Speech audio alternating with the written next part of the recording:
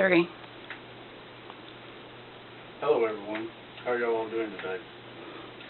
I'd like to ask y'all one question. Is there someone in your life that you consider a true friend?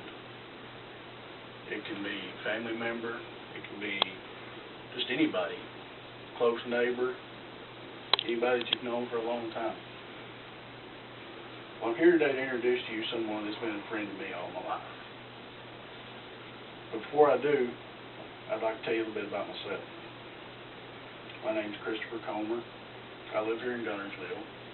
I work at the Marshall County Engineering Department. I've been married to my wife Hannah for almost 7 wonderful years.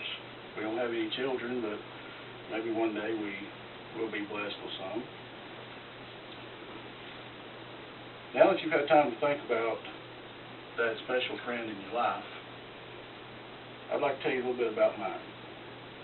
His name is Charles Richard Comer, a.k.a. Rick. Everybody knows him. He's my dad. He's the man that is responsible for all the accomplishments that I've made in my life. From childhood until today, he still gives me good advice. Never steered me wrong on anything. As a child, he taught me right from wrong. As a teenager, he showed me the importance of working. Always told me that if you never did work, you couldn't have anything. You always had to work for everything you got. He'd coach me in sports. He'd always make sure that I was committed to whatever I was doing. Would never let me quit. After I graduated high school, I joined the U.S. Army. Dad was proud of my decision, but he wasn't sure about me leaving home. He was a little scared about it. When I went to Afghanistan in 2005, he was the one that assured me that everything was going to be okay.